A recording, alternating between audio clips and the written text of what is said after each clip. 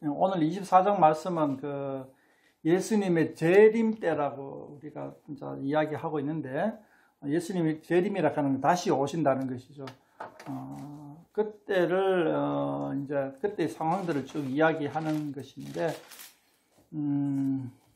사실 좀 가장 성경에 난해한 문장 중에 장 중에 하나죠.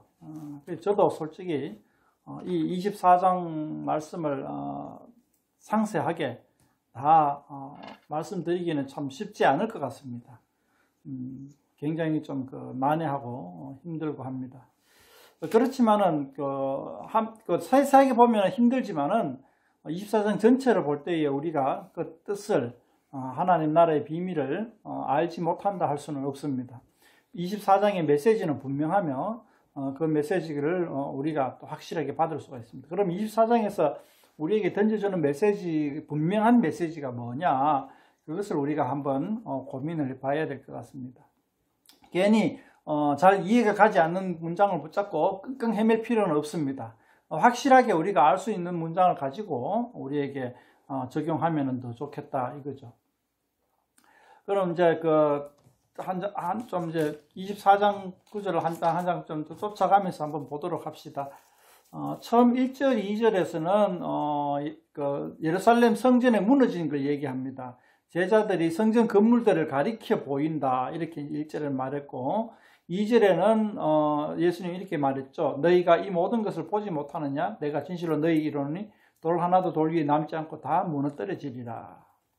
오늘 마태복음 24장 1, 2절에서는 예루살렘 성전이 무너지는 것을 이렇게 이제 담담하게 표현하고 있습니다. 담담하게 표현하고 있는데, 다른 복음서에 보면은 이 예루살렘 성전이 웅장한 것을, 굉장히 웅장한 것을 제자들이 보고, 우와, 예수님 저 건물 한번 보십시오. 대단하지 않습니까? 하고 막 그런 식의 이미지가 떠오르게끔 기록이 되어 있습니다. 그런데 마태복음에서는 성전의 웅장함도 표현하지 않고 그냥 단순하게 성전이 무너지는 것을 이야기하고 있습니다.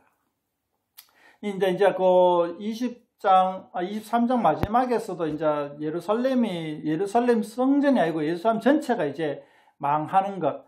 그러니까 이제 예루살렘시 전체가 망한다는 것은 무엇을 의미하냐 하면은 유대교가 망한다는 겁니다. 유대교가 없어지는 겁니다. 유대교는 뭐냐 하면 예루살렘 성전 중심의 종교거든요. 그 예루살렘 성전이 없어지고 그 성전을 받쳐주고 있는 예루살렘 도시 자체가 없어지면 유대교 세상이 없어진다는 겁니다.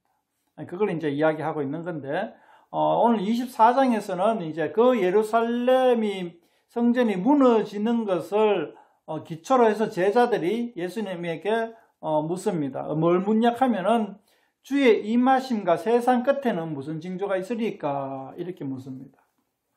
우리는 압니다. 여기서 주의 임하심 하는 거는 예수님의 재림을 질문하는 걸 알고 있죠.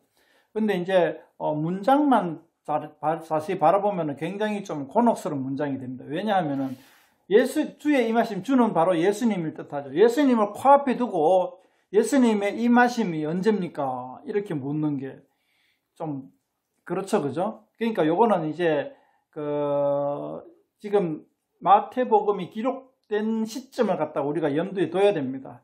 예수님이 죽으시고 부활하시고 몇십 년이 지난 후에 이 마태복음이 기록된 것이죠. 그렇기 때문에 여기서 이제 주의 임하심이라 하는 것은 예수님의 재림, 부활하시고 난 다음에 다시 이 땅에 육체로 임하시는 그 날들을 갖다가 이제 뜻하는 말이 되겠죠. 그리고 세상 끝에는 무슨 징조가 있으리까? 자, 우리가 24장을 아까 읽었지만은 전부 이제 그동안에 예수님 재림하시기 전에 핍박이 있고 환란이 있고 뭐 거짓 선지자가 나타나고 뭐 천재지변이 일어나고 뭐 그런 일들이 있다는 것을 24장에 잔뜩 기록해 놨는데, 한번 약간 한 발짝 떨어져서 한번 생각해 봅시다. 왜 이런 걸 기록을 해놨을까? 제자가 왜 이렇게 질문을 했고 마태가 왜 이것을 기록을 했을까라는 한번 질문을 던져봐야 합니다.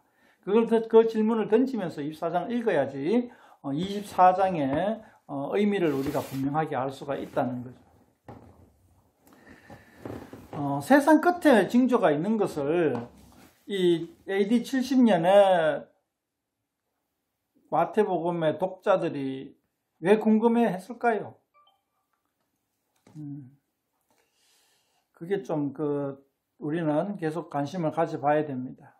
24장에 이 예수님 재림 때에 대한 이미지를 잔뜩 그려놨는데, 이 24장의 말씀을 많은 사람들이 잘못 이해를 하고 잘못 적용을 해가지고 굉장한 이단들이 많이 나오고 또 굉장히 혼란에 빠지게 하고 그런 사례가 굉장히 많습니다.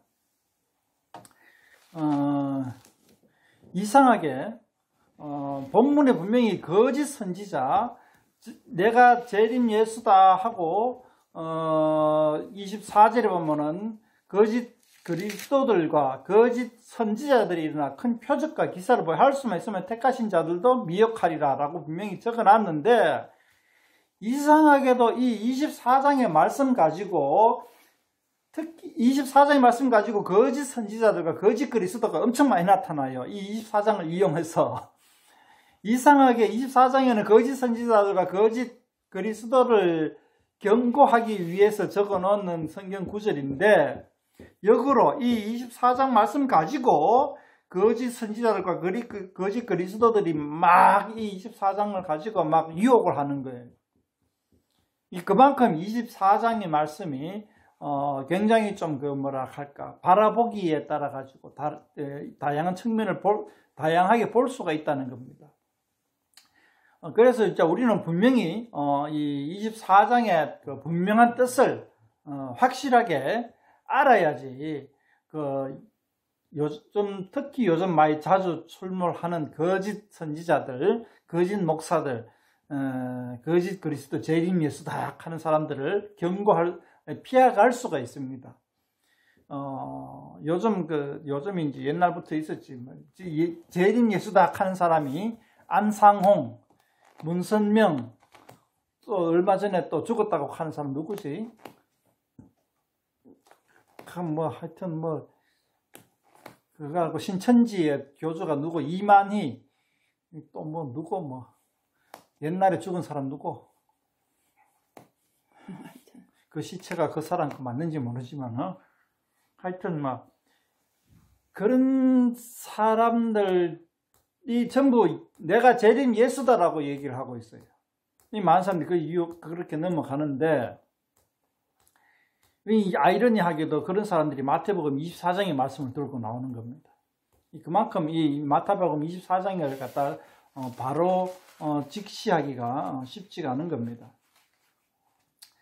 그래서 우리는 이제 예언의 말씀이 나올 때에 예언의 말씀의 기능들을 알아야 돼요. 목적과 기능을 알아야 돼요. 예언의 말씀 기능. 먼 훗날 일어날 예언을 갖다 왜 지금 하냐고. 아무 상관이 없는데. 갑자기 이런 게 떠오르네요. 노스트라다무스가 예언하니까 그 예언을 듣던 왕이 몇 세대 후의 일이면 나한테 뭔 상관이 있습니까? 이렇게 이제 질문했다는 그런 노스트라다무스의 일화가 기억이 나는데, 마찬가지입니다. 몇 세대, 지금 2000년이잖아요. 만약에 지금 한 100년쯤 예수님이 재림하신다 하면은, 그때에 일어날 일을 AD 70년에 유대인들이 왜 알아야 되냐고.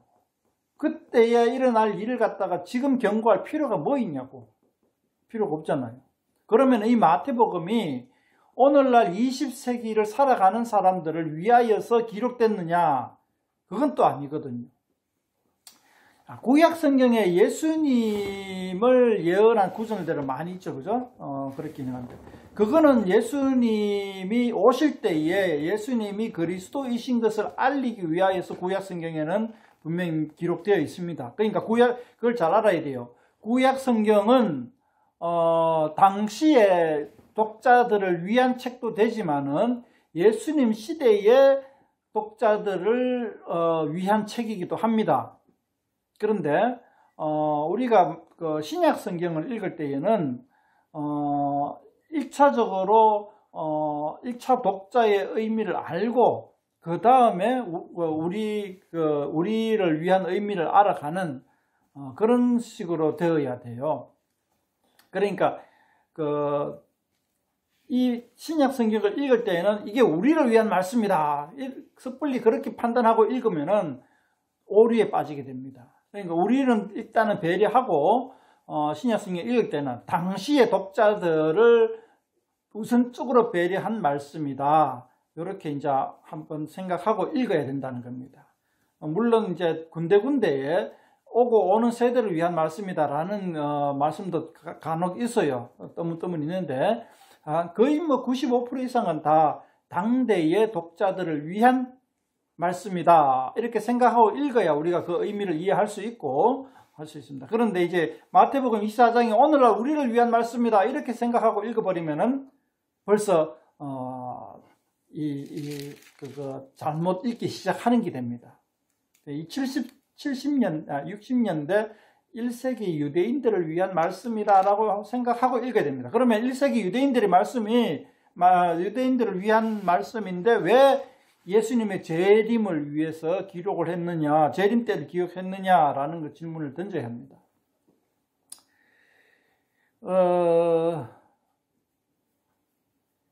쭉 보면은, 그러니까 이제 이 마태복음 24장의 전체 교훈이 뭡니까? 그러니까 결론이 뭡니까? 24장의 결론은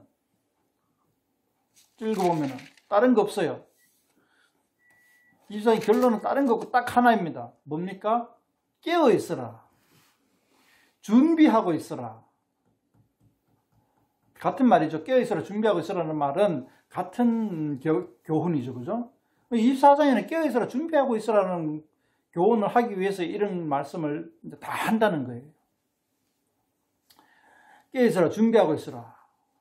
자, 그러면 깨어하고 준비하고 있는 게 뭐냐에 대해서는 좀 이따가 말씀드리기로 하고, 마태복음 24장에 깨어 있어 준비하고 있는데 앞에 뭐 이야기가 많이 나옵니다. 많이 나오는데 이 이야기들은 어떤 이야기들 하냐 하면은, 첫 번째는, 자, 우리가 한번 보면은 첫 번째 문단에서는 3절에서 한 대충 14절까지는 이 핍박이다. 핍박. 환난이 온다. 환난. 핍박, 환난.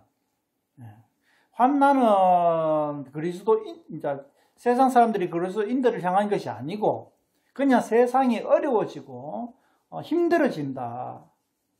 그리고 또 특별히 핍박. 그리스도인은 그 환난 중에서 더 핍박이 온다. 세상이 그런 식으로 흘러간다는 거죠. 왜 이렇게 기록해 놨습니까? 뭐 천국이라며 하면서 많은 사람들이 대들 수도 있단 말이죠. 천국이 뭐요? 극락 같은 게 떠오르잖아요, 그죠? 예수님 말씀대로 살면은 우리가 복받고 참 행복이 오고 뭐 이렇다며라는 어떤 그런 이미지를 가지고 있는데, 이 세상에 갈수록, 교회 다닐수록, 이 예수님 말씀대로 살아갈수록 점점 더 힘들어지고 어려워지고 고생하고 세상하면 더 힘들단 말이에요. 그런 것을 미리 경고해 주기 위한 말씀이다. 핍박, 환난이 올 것이다. 그 다음에 15절에서 22절까지는 환난을 이야기했는데, 환난 얘기했고, 근데 또 24장의 말씀이 우리가 난해한 것 중에 하나가 예루살렘 도시와 예루살렘 성전이 무너지는 것까지 이 혼합해 가지고 예언하고 있기 때문에 조금 힘들어집니다, 해석하기가. 그래서 어떤 때는 예루살렘 성과 도시가 무너지는 것을 의미하기도 하고, 또 세상 종말을 또 얘기도 하고, 그래서 이제 어느 정도 성취되는 것이 있고 성취되지 않은 것도 있는데, 역사자들, 성경을 해석한 사람들이 빠져가지고 무엇이 성취되었느냐 막 관심을 가지니까 엉뚱한 거로 연구하고 있단 말이에요. 그런 것에 우리의 지혜를 쓸 지식을 수고를 할 필요가 없단 말입니다.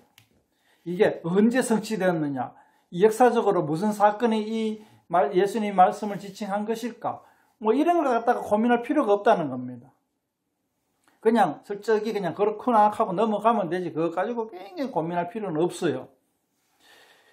그냥 그냥 예루살렘 성전에, 그러니까 예루살렘 성전이 무너진 것 때문에 이제 이게 헷갈리는데, 예루살렘 성전이 무너지는 것은 실제로 마태복음, 유대인들이 마태복음을 읽는 독자들이 살아있을 때 곧 겪게 될 사건이기 때문에, 당대의 중요한 사건이 곧 일어날 거기 때문에 예언을 해놨다, 이렇게 이제 보면 되겠고, 이 예언 중에서도 그게 있어요. 그러니까 이제 예언이 과연 하나님께로부터 온 예언인가, 거짓 선지자의 예언인가, 그걸 어떻게 알 수 있어요? 어느 성경에 나왔는지 제가 좀 기억이 안 나는데, 예언이 성취되면 하나님께로부터 온 예언이고, 예언이 성취되지 않으면 거짓 선지자고, 이렇다는 거죠. 그건 뭐 당연한 거죠, 그죠? 하나님께로 온 예언은, 말씀은, 예언이, 징조가 성취가 되는 거예요. 그러니까 이 예루살렘 성이 무너지는 것을 예언하잖아요. 그러면 몇 년 후에 예루살렘 성이 무너지잖아요. 그러면은 예수님의 예언이 성취가 된 거예요. 그러니까 이게 하나님으로 온 말씀이라는 것을 알 수가 있는 거예요. 그러니까 구약의 선지자들은 대체적으로 그런 식으로 구성이 되어 있어요. 가까운 미래에 일어날 사건도 예언하고, 먼 미래에 일어날 사건도 예언하고, 뭐 이런 식으로 하니까 그 선지자가 하나님께로부터 온 선지자임을 인정을 받는 거예요. 그런 구조로 이제 마태복음 24장도 되어 있다, 이렇게 이제 우리가 생각해 볼 수가 있습니다. 예루살렘 성전이 무너지는 것을 통하여서 예수님의 예언이 다 맞구나 하는 것을 알 수가 있다는 거죠. 그렇게 이제 예루살렘 성전의 무너짐과 예루살렘 도시의 무너짐이 혼재되어 있기 때문에 조금 우리에게는 난해하기도 한데, 안에 자세히 들여다보면은 굉장히 좀 혼동스러웠습니다. 그렇기 때문에 이럴 때는 자세히 쳐다보기보다는 한 발짝 물러나서 보는 것이 훨씬 더 유익해요. 자, 15절에서 22절까지는 환난을 얘기하는데, 그 환난이 아마도 예루살렘 성이 무너지는 것을 예언하지 않았나, 저는 이렇게 보고 있고 그렇습니다. 그 다음 23절부터 28절까지는 거짓 선지자에 대한 경고를 합니다. 거짓 선지자에 대한 경고. 자, 거짓 선지자에 대한 경고가 중요합니다. 거짓 선지자에 대한 경고. 자, 환난과 핍박은 너희들이 그냥 안락한 교회 신앙생활 하면 안락한 생활만 할 것은 아니다라고 그렇게 이야기해 주고 있고, 23절부터 28절까지는 거짓 선지자와 거짓 그리스도들이 미혹을 많이 할 것이다 라고 이야기를 하고 있습니다. 그런데 거짓 그리스도들이 어떻게 유혹을 합니까? 내가 재림 예수다라고 유혹을 하는 거잖아요. 내가 예수다라고 유혹을 하잖아요. 그런 사람들이 오늘날만 있는 게 아니고 당시에도, 마태복음을 기록할 당시에도 있었단 말이죠. 그리고 곧 나타났던 많은 사람들이 그런 식으로 거짓 선지자 그리스도인들이 나타나가지고 유혹을 한단 말이에요. 그러니까 예수님이 이렇게 얘기하는 거예요. 마태가 이렇게 얘기하는 거예요. 예수님이 재림할 때에는 천재지변이 일어나고, 하늘에 구름을 타고 큰 능력으로 오고, 큰 나팔 소리도 불리고, 이 땅끝 저 끝에서 이 끝까지도 동시에 다 할 수도 있고, 무슨 말입니까? 그냥 지금 예수다, 재림 예수다 하나 다 거짓말이다라는 걸 이야기해 주기 위한 거라는 거예요. 예수님 재림할 때의 모습이 왜 그 마태복음 독자들에게 필요합니까? 그러니까 예수님 재림할 때를 갖다가 인지해 주기 위해서가 아니고, 예수님 재림할 때 이런 모습으로 오니까 이렇게 딱 현상이 일어나면 예수님이 오신다는 것을 알아라, 이걸 갖다가 표시해 주기 위한 것이 아니고, 지금 예수님이다, 재림 예수다 하는 사람은 다 뻥이다라는 걸 얘기해 주기 위한 것이라는 거죠. 그러니까 예수님의 재림 모습을 표현한 것은 예수님의 재림을 인지하도록 도와주는 것이 아니고, 지금 현재 재림 예수다 하는 것이 뻥이다라는 걸 얘기해 주는 거예요. 그렇게 이제 지금 재림 예수다 하는 것을 뻥이라는 것을 얘기해 주기 위해서 재림 예수님은 어떻게 표현해요? 해가 어두워지고 달이 빛을 안 내고 별이 하늘에서 떨어지고, 그 다음에 인자가 구름을 타고 오고, 그 다음에 또 뭡니까? 큰 나팔 소리가 천사들도 보내고, 예. 뭐 이런 일은 없잖아요. 오늘날까지도 없잖아요. 그런 측면을 우리가 좀 알고 성경을 읽어봐야 됩니다. 유대인 입장에서 봤을 때 하도 미혹에 넘어가니까 그냥 재림 예수님이 온다는 거는 거의 뭐 상상을 초월할 세상의 변화가 세상에 뭐 거기에 있으니까 뭐 달이 뭐 해와 달도 없어지고 별도 없어지는 그런 어떤 천지개벽이 일어나니까 그냥 웬만해가지고는 그냥 재림 예수다 하면은 넘겨라 이런 얘기입니다. 웬만해가지고 무조건 넘겨라 재림 예수다 하면은. 저 뒤에 가면 나오죠. 예수님이 올 때에 무슨 일이 있는 어떤 현상이 예수님이 오실 때에 어떤 그 일상이 있느냐 하면은 40절에 있습니다. 40절에 보면은 그때에 두 사람이 밭에 있으면 한 사람은 데려가고 한 사람은 버려둠을 당할 것이고. 밭에 왜 있습니까? 밭 메고 있죠. 그러니까 평소 하던 일을 하고 있었다는 겁니다. 그 다음에 41절에 두 여자가 맷돌질을 하고 있으면 한 사람은 데려가고 한 사람은 버려둠을 당할 거. 맷돌질 왜 합니까? 밥 해물라고. 우리나라 치면 밥솥에다 쌀 씻어 밥 넣는 거 똑같잖아요. 그 사람들은 맷돌질로 밀가루를 갖다 만들어 가지고 빵 해 먹잖아요. 밥 해 먹고 열심히 밥 해 먹고 열심히 일하고 그렇게 한단 말이에요. 그러다가 예수님 오니까 간단 말이에요.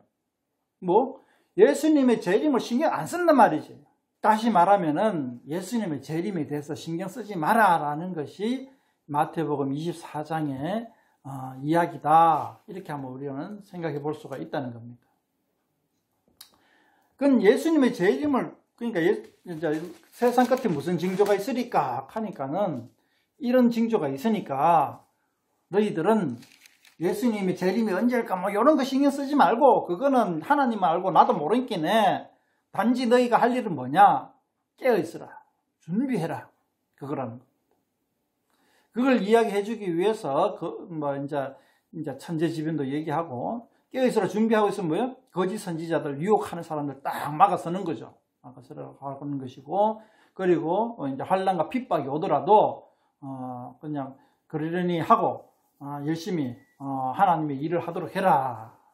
45절에 보면 충성되고 지혜 있는 종이 되어 주인에게 그 집 사람들을 맡아 때를 따라 양식을 나눠줄 자가 누구냐 뭐 이렇게 얘기하고 있는데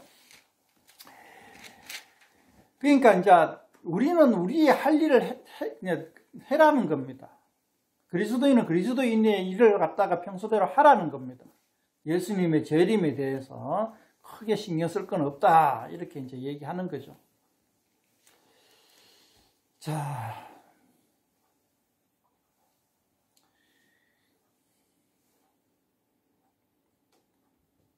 46절부터 보면은 이제 좀 그 악한 종이 그럼 예수님은 오지 않을 것이다 라고 얘기하면서 예수님이 오지 않을 것이다 하는 말은 뭐예요? 신앙이 없다는 얘기죠. 재림이라는 것은 없다는 얘기죠. 재림이라는 건 없기 때문에 그 사기치는 사람이 이제 거짓 선지자들처럼 사기치는 사람이 있다는 거죠. 그러니까 덩쳐먹는 거죠. 이 교인들을 덩쳐먹는 사람이 있다는 거죠. 그런 사람들을 경고하는 메시지가 몇 절입니까? 48절부터 이렇게 이제 4절 사이에 나오는데 그런 덩치 먹는 사람도 나오는 것이 있으니까 그것에 대해서도 우리가 좀 주의해야 될 필요가 있다라고 이제 이야기를 하고 있는 겁니다. 이 때를 따라 양식을 나눠줄 종 이게 뭐냐 하면은 이제 전통적으로 우리는 이걸 갖다가 이제 하나님의 말씀을 부지런히 가르쳐주고 복음을 전파하고 뭐 그런 식으로 이제 우리가 전통적으로 많이 해석을 해왔습니다. 그런데 이거는 이제 비유이고 비유의 의미를 우리가 자세히 봤을 때 뭐냐 하면은 열심히 일하는 자, 하나님의 나라를 위해서 열심히 일을 하는 사람, 그 일이 무엇인지 말씀이고 복음 전파도 물론 당연히 그렇게 되겠죠. 그런데 그것뿐만 아니고 전반적인 어떤 이제 그러니까 45절 비유이기 때문에 그 일을 한다는 겁니다. 그 일이 무엇인지에 대해서는 이야기를 하고 있잖아요. 그러니까 우리는 이제 그걸 해석을 하는 게 이제 말씀이고 복음이고 뭐 이렇게 복음 전파고 그렇게 이제 해석을 하는데 그것뿐만 아니라 하나님의 나라 안에서 할 일들이 참 많죠. 그런 어떤 기본적으로 많은 일들을 열심히 성실하게 행하는 사람, 행하는 자. 그게 이제 충성된 종이다. 이제 이렇게 얘기를 하는데, 그게 이제 준비하고 있고 끼어 있는 거죠. 끼어 있고 준비하는 건 열심히 하나님의 나라를 위해서 열심히 일을 하고 봉사를 하는 것이다. 이거죠. 그러면은 우리가 이제 재림의 준비가 끝난 거, 예수님이 다시 오실 것을 갖다가 신경 안 써도 된다는 거죠. 예수님의 재림에 대해서 신경을 끄라는 얘기입니다.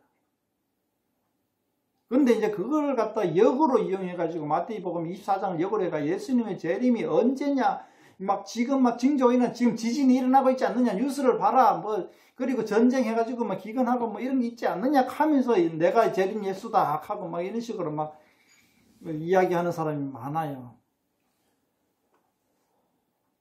그런 게 이제 다 넘어가라는 겁니다. 만약에 이제 거꾸로 예수님이 재림을 막 하는데, 우리가 예수님의 재림에 대해서 신경 안 쓰고 예수님이 재림하든지 말든지 나는 내 할 일 한다 해가지고 열심히 일하고 있다. 그럼 어떻게 되겠어요?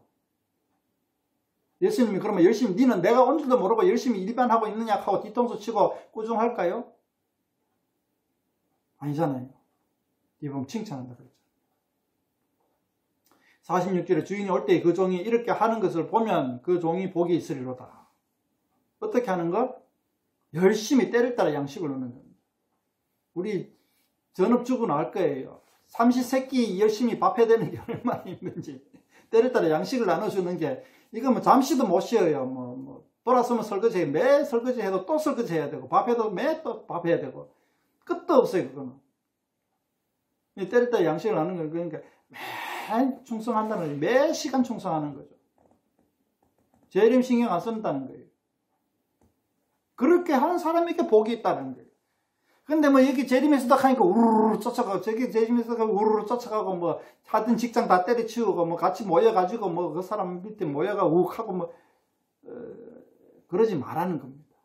24장의 메시지는 그러지 말라는 겁니다. 그냥 열심히 자기 할 일들을 묵묵히 행하고 있으면 된다. 환난과 핍박을 견뎌내면서. 그게 이제 24장의 메시지라, 이렇게 이제 우리가 생각하면 되겠습니다. 오늘 인터넷 상황도 좀 안 좋고 해가지고 말씀이 좀 맥이 좀 뚝뚝 끊기는데요. 이 정도로 제가 말씀을 드렸으면은 나중에 마태복음 24장 읽으면서 다른 옆길로 빠지진 않을 겁니다. 괜히 이게 무슨 뜻일까? 이게 예루살렘 성을 뜻하는 것일까? 아니면은 뭐지? 이러면서 요즘은 백투더 예루살렘 해가지고 시오니즘에 가는 사람들이 막 하는데, 그 사람들도 이 마태복음 24장에 자꾸 오해하는 것 같기도 해요. 어쨌든 요런 마인드를 가지고, 요런 생각들을 가지고 24장을 읽어보면은 괜히 옆길로 새거나 엉뚱한데 호기심을 가지거나 그런 것들이 좀